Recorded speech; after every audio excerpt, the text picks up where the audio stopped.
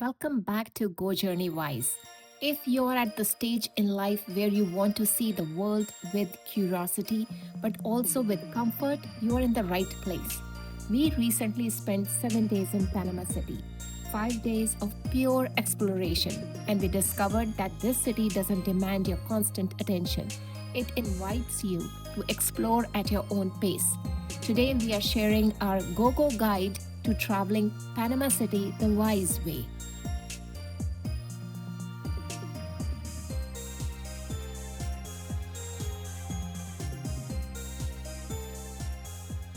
Hi, I am Vatsla. Along with my husband SD, we share meaningful journeys across cultures, cuisines, and continents. We love slow, intentional travel, discovering hidden gems, local experiences, and the little moments that make each place unforgettable. So far, we have visited 23 countries and we are still adding more. For us, travel is a part of designing a joyful, curious life and a retirement filled with adventure and freedom. Go journey wise!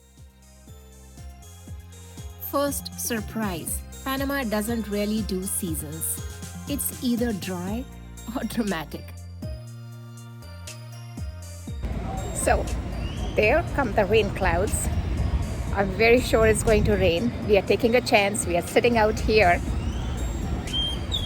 with our backpack and stuff, reading our books. So, are we going to get soaked before we reach the airport? We expected rain to ruin our plans, but most days it just showed up for a quick appearance and left. Remember, rainy season means fewer crowds and better deals, while the dry season brings sunshine but more tourists.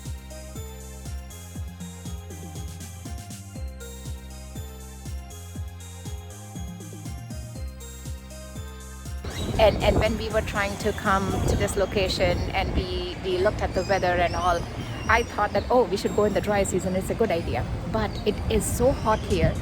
Of the 7 days that we were here, there was only one day that it did rain. That it was wonderful to have that rain because it brought the temperature down. It was so nice, cool, clean, breezy. Here's something we learned quickly. Your location matters more than your Airbnb photos.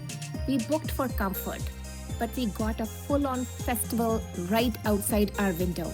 It was a front row seat to the culture, but it wasn't exactly quiet.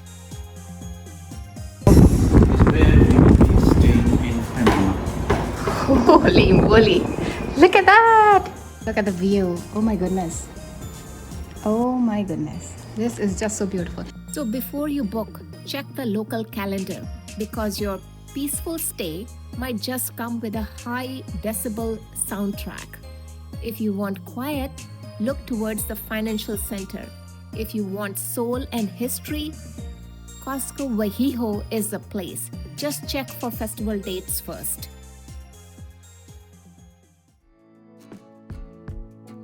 One of our best decisions, taking the subway. It's clean, easy, and honestly way better than we expected. We even took the metro from the airport to our Airbnb. It's a great way to skip the city's famous traffic. Guys, draw you right to the ocean. I see a traffic jam, but look at the view. Oh my goodness. We even explored the local bus stops. That's when you stop feeling like a tourist and start feeling like you belong. It gives you a much better read on the city's rhythm.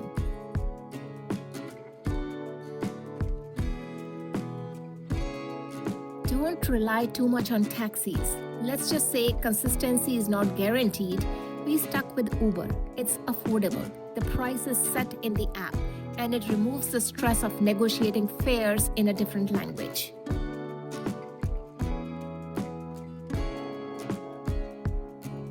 Some of our best moments weren't planned. They happened while walking between places. Panama City is a tale of two cities, the shimmering modern towers and the cobblestone charm of the historic quarters.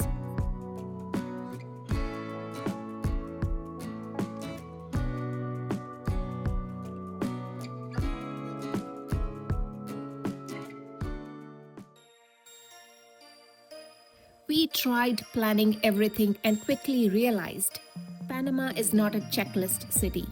It's a vibe city. If you rush, you miss the magic.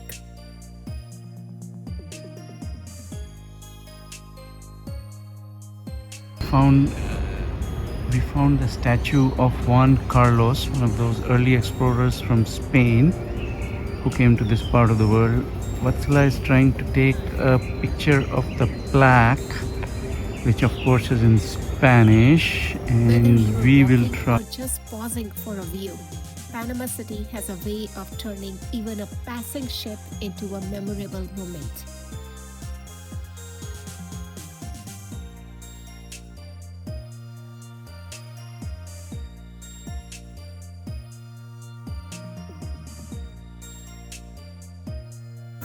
What is that? Please comment Please and let us know what it is. Yes. Like the time we randomly found a statue of Mahatma Gandhi in the middle of Panama City. Not planned, not expected, but completely memorable. That's the reward for slow travel.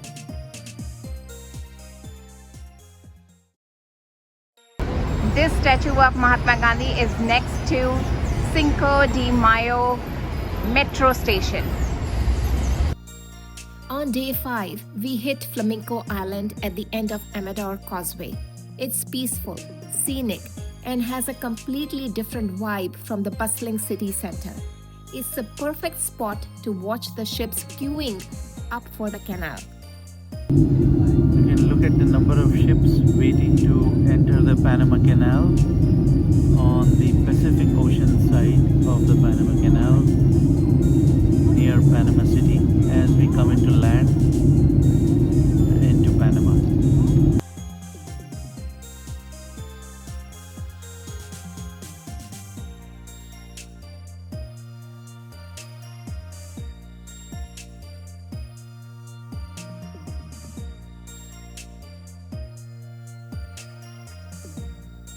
Even simple outings turned into discoveries. The city surprises you when you least expect it, whether it's a hidden courtyard cafe or a sudden view of the Pacific.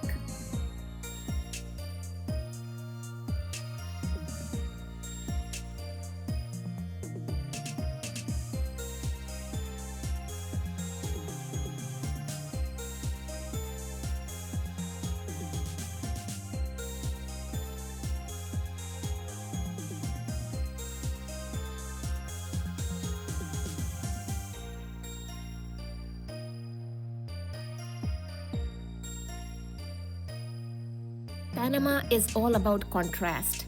Old ruins one moment, skyscrapers the next. Make sure to visit Panama Viejo to see where it all began in 1519 and then head to the FNF Corkscrew Tower to see where it is today. Let's talk food because this was an adventure. I'm a vegetarian, and while the food scene is vibrant, it can be a challenge if you don't eat meat.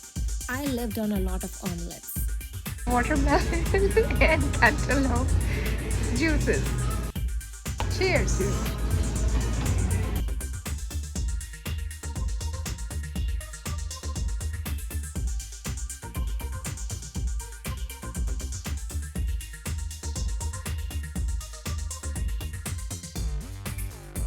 Panamanian chicken soup, which is one of the famous dishes here, and we have a vegetarian omelette for the vegetarian vegetarian, and of course hot coffee. Yay! Let's dig in. Natural electrolytes. The weather is so hot and humid here, you need to drink all the fluids you can. Coconut water and lots of fruits, especially for Vatsala. She's having a tough time finding vegetarian food options in Panama. Food will be fruits. I kept things simple with Indian and Thai spots, lots of fruits, and my usual omelette routine, which worked really well for me.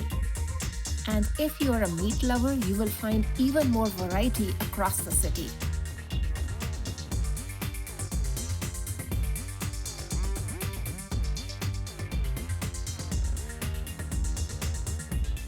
plates looked completely different most of the time. But we found a rhythm.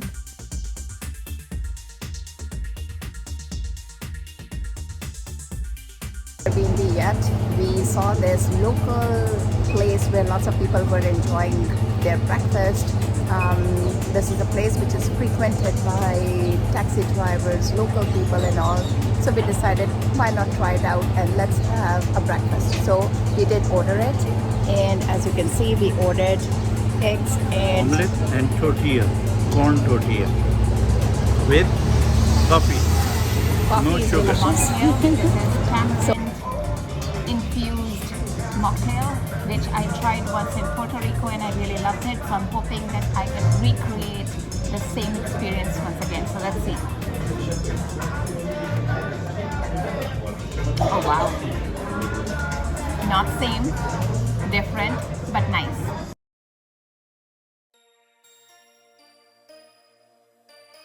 The sun here is not playing around. This is not nice weather. This is respect me weather. The humidity is real. So plan your heaviest walking for the early mornings.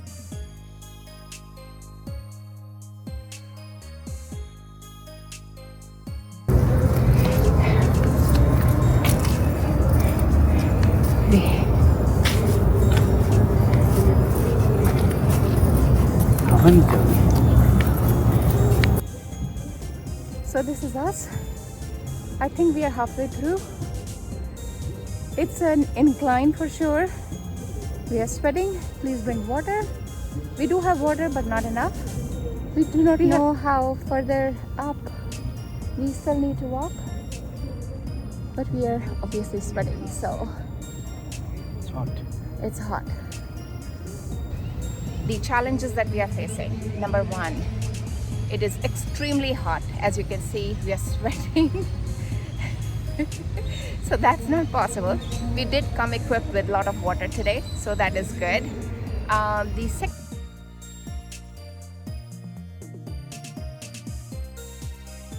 Between the walkings and the heat, hydration is your best friend. And here's the thing, we are not rushing through trips anymore. We are in our go-go years. We are enjoying the journey, taking long coffee breaks, and listening to our bodies.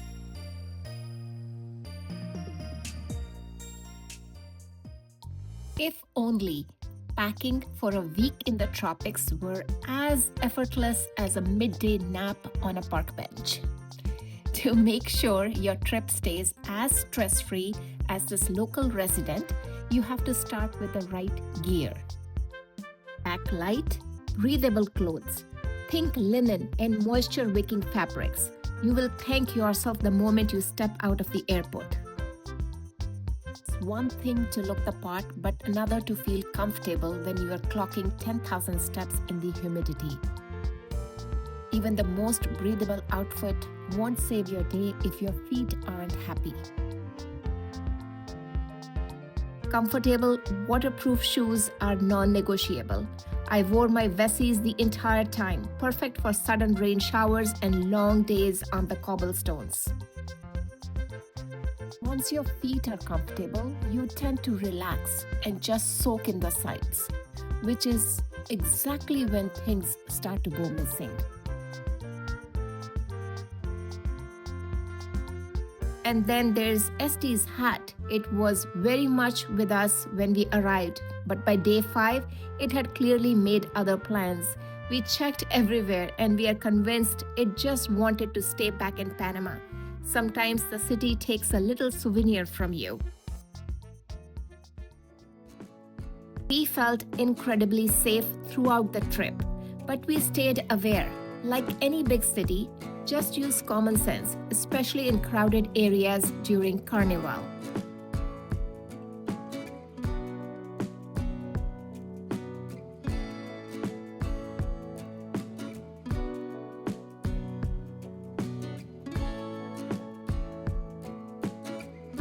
Don't worry if your Spanish isn't perfect. We used Google Translate for the tricky bits, but honestly, kindness works better than perfect grammar. A smile and a few basic phrases go a long way.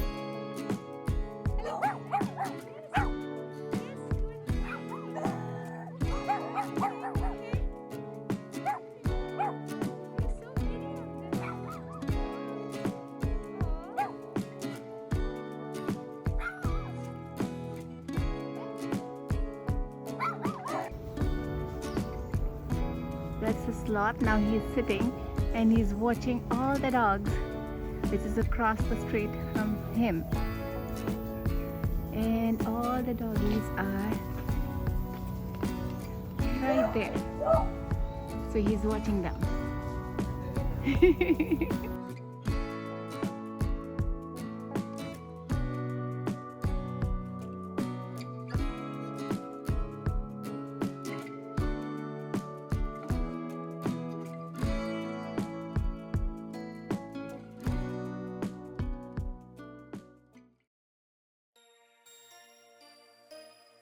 Looking back, Carnival was amazing, but honestly, we enjoyed it more from a distance. Being able to retreat to our space when the noise got too much was key.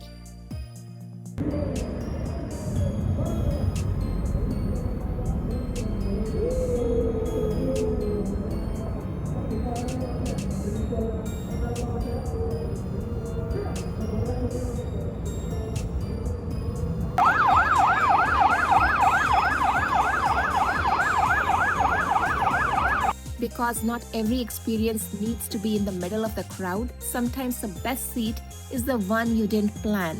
It's about finding your Panama.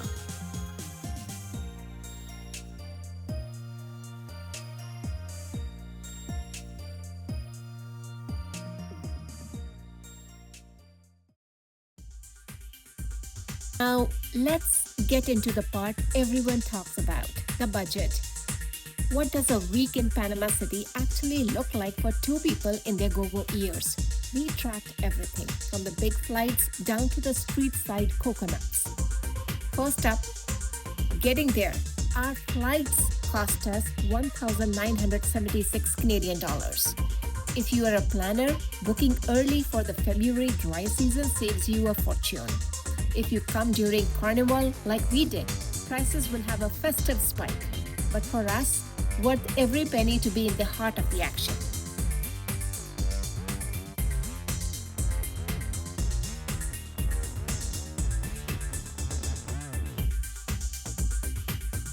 For our home base, we chose a spot that put us right in the heart of the action.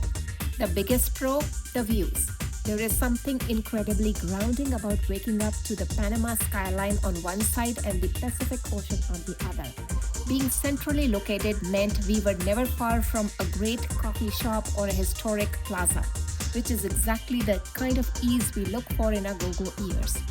However, a central location during Carnival is a double-edged sword.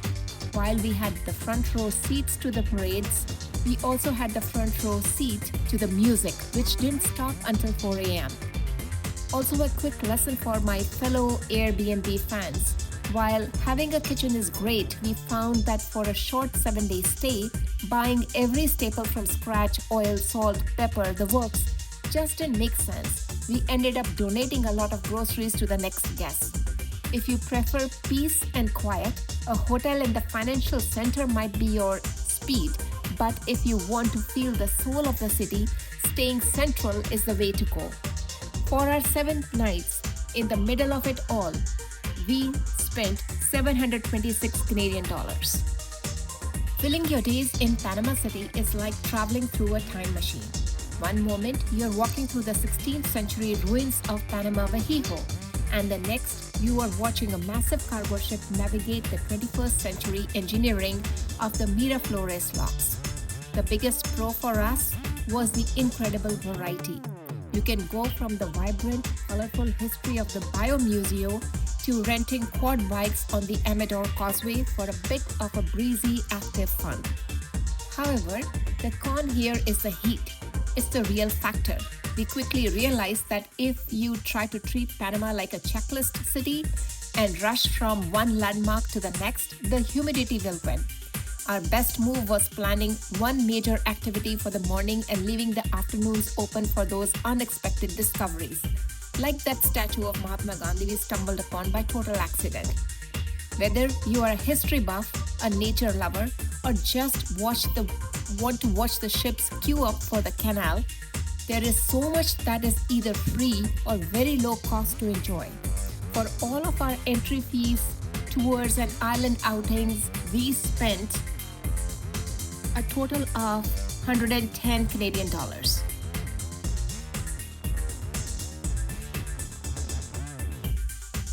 Dining in Panama City is less about chasing fancy menus and more about soaking in the local atmosphere.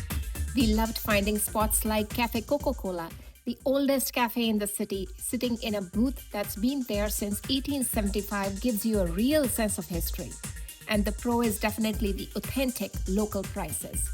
One thing we had to mention is the coffee. While Panama is famous for high-end beans, we found that even the regular coffee is simply amazing, rich, smooth, and perfect for those long morning pauses we love so much. Whether you are in historic plaza or a modern neighborhood, a simple cup of coffee here is a highlight in itself. Now, a quick con to keep in mind, traditional Panamanian menus are very meat-heavy. While finding meat-free options can take a little extra effort, we found our rhythm by sticking to fresh fruits, omelets, and the city's excellent international spots where we wanted a change of pace. It's all about finding a balance that works for your energy levels.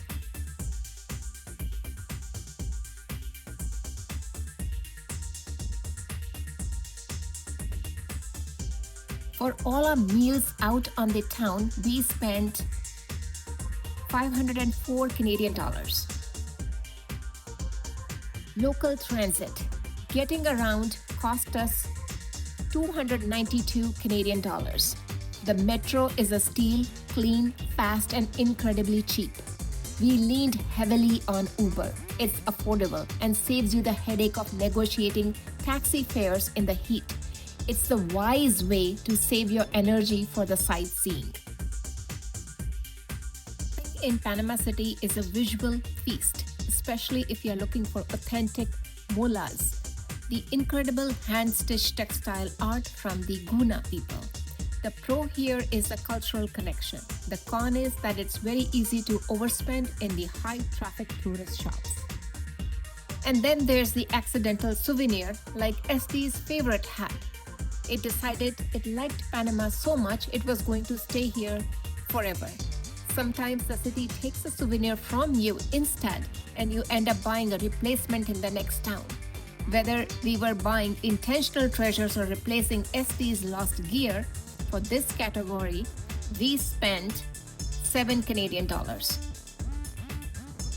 When you add the flights, the feasts, the transport, and the festivities, our grand total for the two people for 7 days in Panama City was Canadian $3,733. Was it worth it? Every single cent. It's a city that proves you don't have to break the bank to have a rich, meaningful experience. If there's one thing we learned in Panama City, it's this. There's the tourist way to see a place, and then there's the right way to actually enjoy it. For us, that meant fewer checklists and more long coffee pauses. We certainly don't have all the answers. After all, I spent half the trip hunting for vegetarian snacks, and we managed to leave a piece of our luggage behind. But we have shared our experience in the hopes it makes your journey a little smoother. To help you plan, we have put together a free guide linked in the description below. It includes our full itinerary, the do's and don'ts, the spots we loved, and even a few places we didn't quite reach but wish we had. It's everything you need from a Go Journey Wise point of view, so you can travel easier and enjoy more. If this video helped you, please like, comment, and subscribe. It truly helps us keep these journeys going. And for those wondering, yes, SD has officially accepted that his old hat now belongs to Panama. He's already broken in a new one in a completely different destination. So stay tuned for that story. See you all in the next journey on Go Journey Wise. I'll put you in at Go Journey Wise. Yeah, you want to say hello to everyone? Okay, I know. Really, I know. You want to say hello to my Kona? Okay.